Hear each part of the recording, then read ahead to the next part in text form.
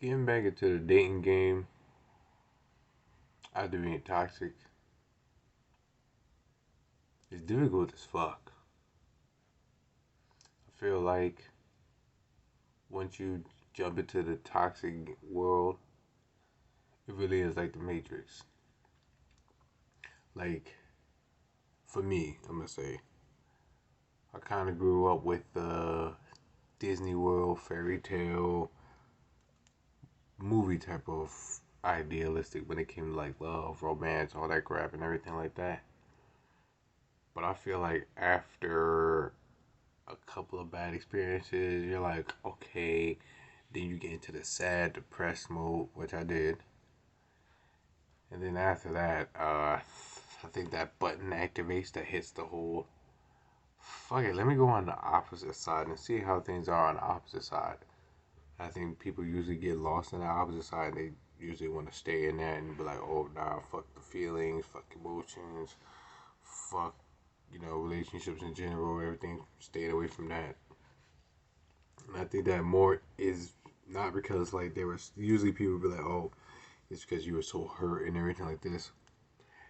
Yes and no at the same time with context. It's like if you have PTSD, like if you had a really bad experience, which most breakups or entanglements, whatever you want to call them, usually are, usually what you have after is some trauma and everything from it. If it was something really, really, really traumatic, you're gonna be a different person on on coming out of the other side of that.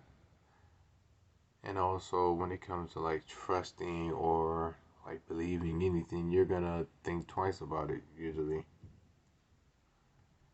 And God forbid you get the chance to of having the ability that I do of having people on both sides of the spectrum, people that are very, very good, the wholesome and everything like this, and also people who are very like in that toxic fuck it, we out here type of mode. Like I have people that's how they say for the streets, people that's in the streets. I got people that's waiting for marriage and that's like on a straight up straight and arrow type. Like I've seen both, and I've seen the dark sides of both and the good sides of both. So that's why when it comes to people, I don't look at it as more like, oh, women are like this, that, and the third. I used to. Not gonna lie. I used to. I was that very, very, very, very butthurt guy. Because when you go through stuff, what is it? The 5 stages of grief and everything like this. You go through those stages and everything. The final stage is the acceptance that okay, it happened. It can happen. Not gonna say that it will happen, but it can. So let me go about it the best way I can. Those are the truly healed people. And I fucked up when I said I was at acceptance because of the fact that some certain situations or certain things, it just bring you right back into like in your mind, like not to make light of it, but you know how they say like when soldiers like they have like those that it be that one thing that brings them back to a scenario where they, like shit happened. Like if it was one of the things you hear a couple going at it and everything, and you're hearing like them voicing their hurts and everything, and you just hit that shit like, mm, I remember when I went through that. Now I'm good. And you hear that shit a lot nowadays. It's like with all the situations and everybody's different takes on relationships, love, and everything. On one side of my brain, I did have to take the hit that shit. Man, let me just play it safe and just stay alone. It's looking like being alone is a good thing now. Like before, back then, being alone, like I was very, very not wanting to be alone. It was like I didn't have the choice. I was just alone. I, bro, I was like somebody. But now it's like I'm okay in the back cave. I'm alright. I got Wi-Fi here. I got Wi-Fi here. Like Not gonna lie, now I'm more in I'm good where I'm at. I sleep peacefully because I know I have no one to be cheated on with. I have no one to cheat on. I have no one to worry about putting my trust into. I have no worries about anyone putting their trust into me because we're all human beings. So the same way with those people I know on both sides of the spectrum, both sides of the spectrum can do the same thing. They can both do bad things. They can both do good things. And I've seen both do what the opposite side has done, but come up with their own reasons of why when they did it, it was what's the word? It was right. I would just say, like you couldn't point the finger at them like they were the victim, and that it was perfectly reasonable for them. No, how I see it now, there's no reason for anything like when it comes to cheating. I'm understanding there's no reason for cheating. If you are with someone and you guys have made the agreement, yo, I'm with you, just you, you are with me, just me, that however you fuck you say that word, that type of relationship, then y'all make that shit clarify from the get go. So this way, if any party steps out of that agreement, all right, we're leaving this relationship. This relationship is done. You couldn't uphold your end of the bargain. I upheld mine. No. And to be honest, looking back now, yeah, emotions in the moment tell you, oh, forgive the person, consider their feelings, consider like they might be sorry, they never really meant it. Every action is a decision, and every decision is a choice, and you have every single second of the day to make a choice, make a decision. If you want to do that, you want to do that. You're not sorry that you did it because you did it. When you did it, you weren't sorry. And when people say that, they usually say it in a hurtful, bashful way, but you actually got to analyze that. When you did the action, you were not sorry. It was something that you actually wanted to do. So be honest. It was something that you wanted to do in the moment. You are sorry that it made the person that you are sorry that that person feels a way about it. You didn't want them to feel that way, and if you could have done what you could have done without them feeling how they felt, you would have.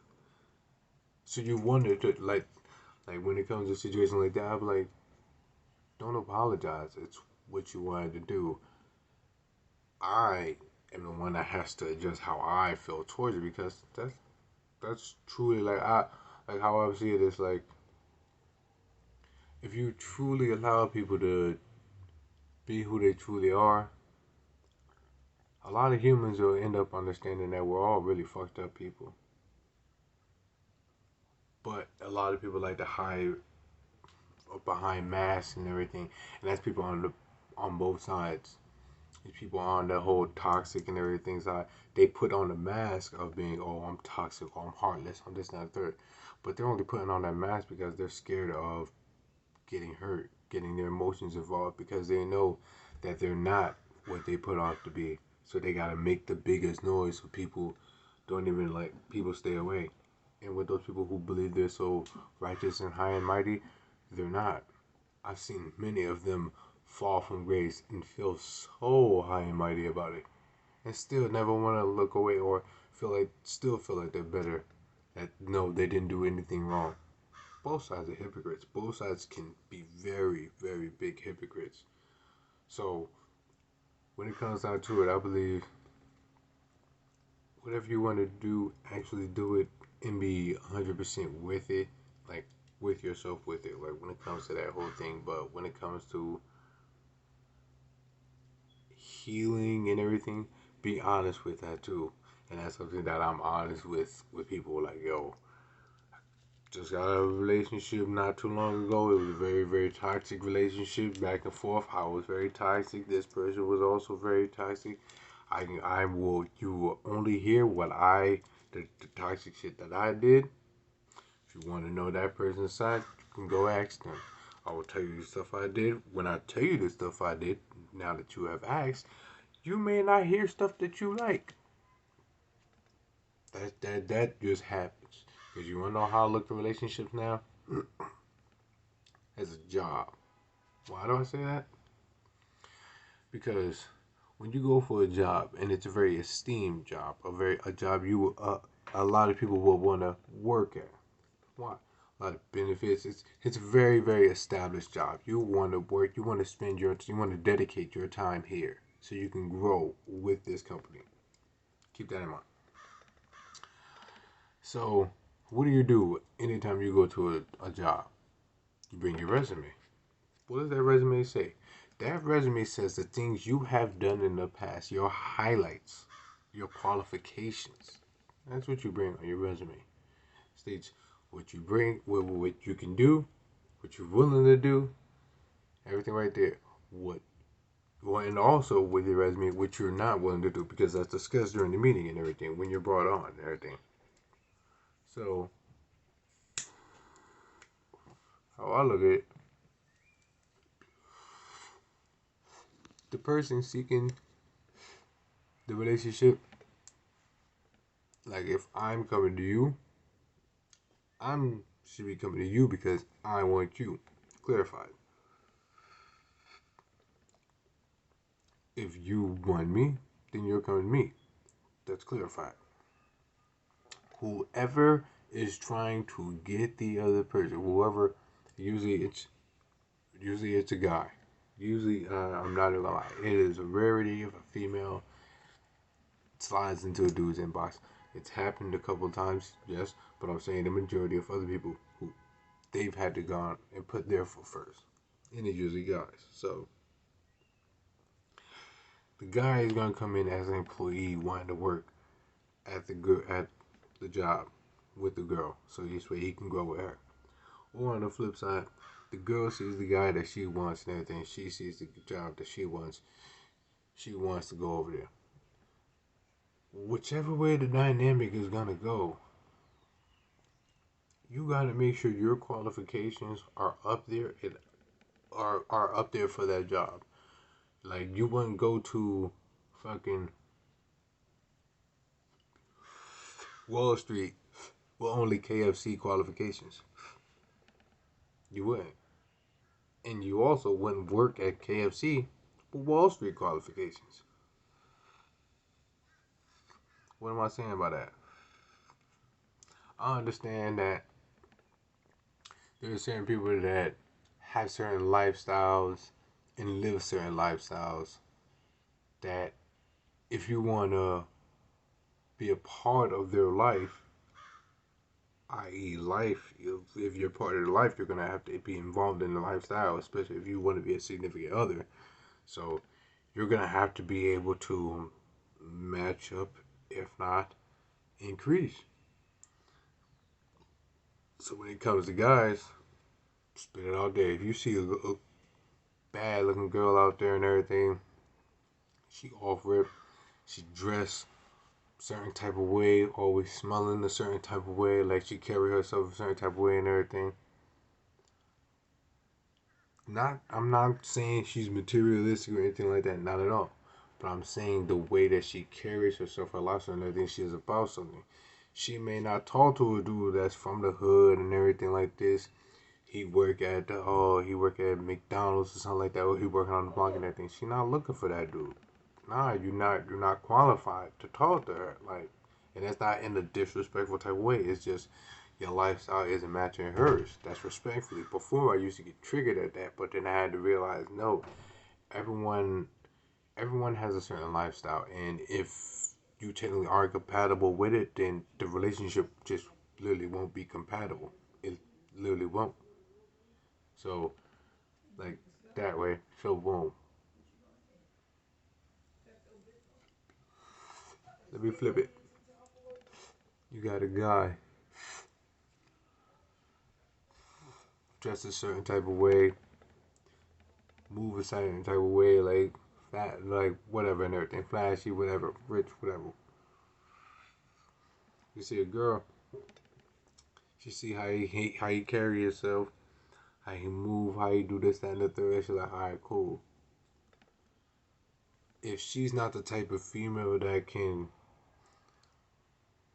complement their lifestyle of that, Like boom, if she's the type of female, boom, she's a more homestead type. Like she's always in her study. She's focused on books and everything like this. You're in. She's not the flashy type and everything, but she likes that guy. But you're not compatible with that guy. That's the difference that we have to start seeing as human beings. Just because I like you, I can like you, but am I compatible with you? Because I can like you as long as the day is long, but if we're not compatible, we're not gonna go far. And us as a society, we got so preoccupied with what we like, we disregard or we end up finding out at the end what we're compatible with. And then once we've spent so much time with what we like, we finally see what we're compatible with. We're like, damn, that's what I'm compatible with? Yeah, because you spend so much time looking all the way up here and everything for your model, your Instagram wife, or your basketball husband, your millionaire husband, and everything. You've been looking up there when the people you're compatible with at this moment in time, not just like in life, like, oh, this is the only like type of people you get. No, at this moment in time, understand where you are and the people that you're compatible with at this moment in time. Because something I had to realize, money plays a big part on how we act, how we feel, and what we do. Like, for instance, you got billionaires who've been billionaires for a long time, who don't wear fancy clothes, drive fancy cars, but they do a lot with their money. You got certain people that do the opposite. You got certain people like boom. If I was to give a homeless person, or not a homeless person, that's so obvious. If I was to give a regular average person $5 million right now, the way they act towards people would change. The way they spent their money would change. The way they felt would change.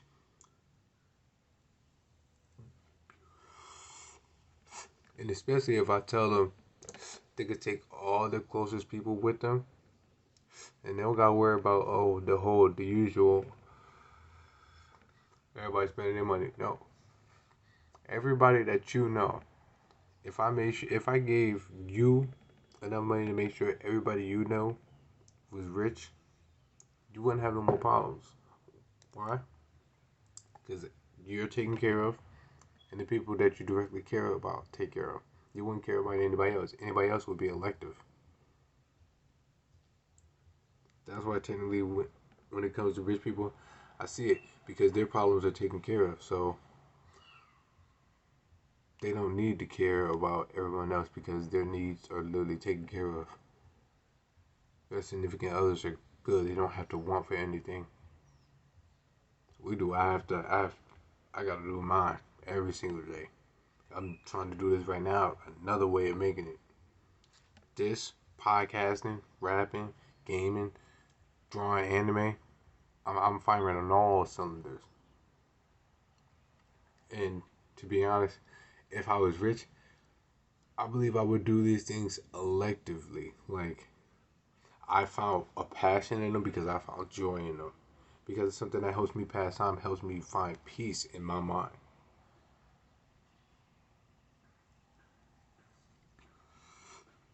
But a lot of humans don't have that same peaceful mind state, I want to say. But getting back to the topic at hand, because I did go on a tangent real quick. It takes a lot to heal from being a hurt and toxic person. And I think credit needs to be given done to those who do try. Because speaking for as someone who technically kind of was there, it's like becoming a spy, right? It's becoming a spy. You learn all the tricks and trades of the spy game, right? And then you retire. Then once you retire, you literally have to go back into society. You can either become a spy again, or you can go back into society. But regardless, once you have become a spy, you see everyone as a spy. You understand that everyone can do the same thing. Everyone is a threat. And that is a dangerous mind state, but it's a true mind state at the same time. Now let that sink in real quick. Once you become a spy, motherfucker, everyone is a spy. You ever seen those spy movies or assassin movies? Kid, kids be assassins, spies, be stabbing, be right there, completing assassinations. The female that you least expect, she done got you. She done got you. The old man you didn't think about, you knew him for 3 years. He came to one of your recitals. He done got you. Everyone's a spy. Once you enter the spy world, and that is technically what I believe the toxic world is. So I believe anyone who has their innocence, you still have your innocence and everything. I want to say on one part, stay in that spot, stay in that innocence, because once that innocence is gone, you motherfucker become a spy. You watch every single move, because in this day and age, in this century, everyone moves like a spy. Everyone got something to protect. Even if it ain't shit. Everyone got something to protect. Everyone got some reason to lie. But one thing you can do that will help is fire out on all cylinders and be like, look, every one of y'all motherfuckers may be a spy, but I'm just a regular Joe, and I'm just trying to go about my day. And that'll make you what I would like to call one of the realest motherfuckers on the planet. Because while I do believe a lot of motherfuckers are spies, retired spies, and everything, I believe there's a select few who are some of the realest motherfuckers on the planet that have faced these spies, that face these retired spies and everything, face these people that are becoming spies or curious about it and everything. I believe they faced that and they've hit their shit like, y'all niggas is weird. I'm not doing that. I'm just gonna go this way. And I like those people. Those people that stay original and that don't let the hard times break them down or change their character into the people that hurt them. That was one of my mistakes. I ended up letting the people that hurt me imprint that same hurt onto me, and I dished it right back out into the universe. That's what I was talking about last time. Stopping the whole cycle, because again, once something comes to you, if you put it right back out back into the universe, it just keeps going right back. Keeps going right back. The same way you didn't want that hurt to be put on you, you didn't want that to be thrown on you, any of that grief or anything, you didn't want it to be thrown on you. Nobody wants that to be thrown on them. So you shouldn't just receive it and then throw it back out. No, you should intake that, turn it into something positive and put that positive back out. So even if the whole world, if there's 150 people on this planet and 154 people are spies, and they all, whatever they receive, they just, anything negative they receive it, they throw it out, they receive it, throw it out. Do you have those 6 people that hit that shit? Nah, we're good, we're different, and we're okay with that. We'll die on this hill of being different. I respect those people. Like, even in like fiction and movies and everything like that, I respect those people who, even when they know, yeah, I'm gonna die, so instead of pleading, instead of saying some BS or anything, I'm just gonna stand up to the fact that, yeah, I'm just gonna stand on what I believe, say it, and know regardless, it is what it is. I'm not gonna stop. Like, it is what it is. Like, respect to those people. I wish I could go back to being one of those people. I have fallen off of the path. I have went from a sad boy, like literally when Drake dropped that Nothing Was the Same album. That's when I was in there in the room in the fucking cocoon of sadness for like the longest. Friends had to come and get me out of that shit. Went from that to being motherfucking Batman. No, yeah, went from Batman. Then while I was being Batman, I went from being Batman to also being Batman in the future at the same time. And then I had to retire that shit and just go on some nomad shit.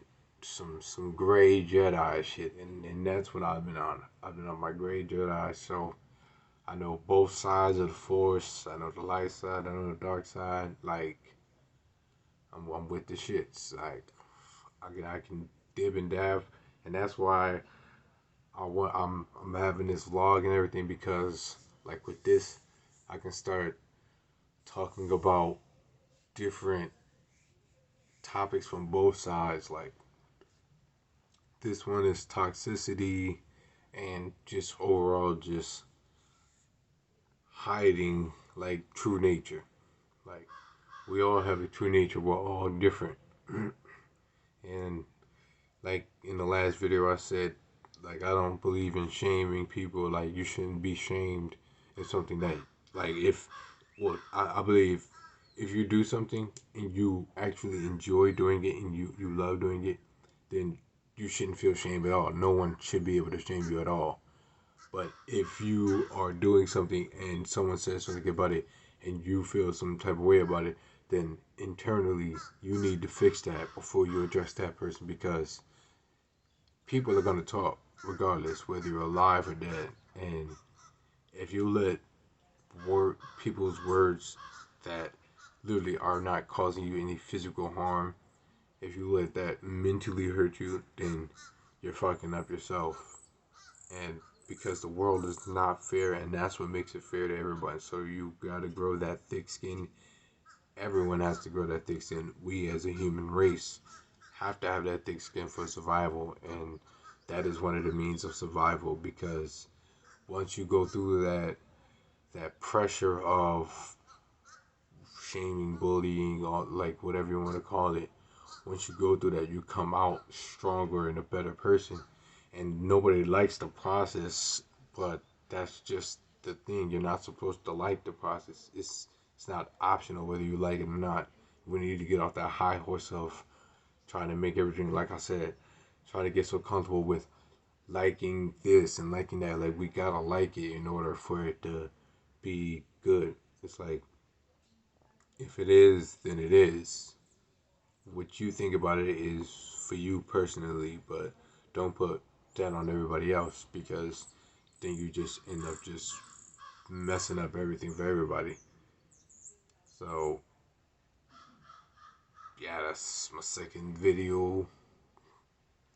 Yeah, thank you. And I shot it good this time. Shout out to my boy Malcolm the Great. He helped me first time. I know I did the video all messed up. New to this, but as we do more videos, I will get better. So thank you again. Yeah.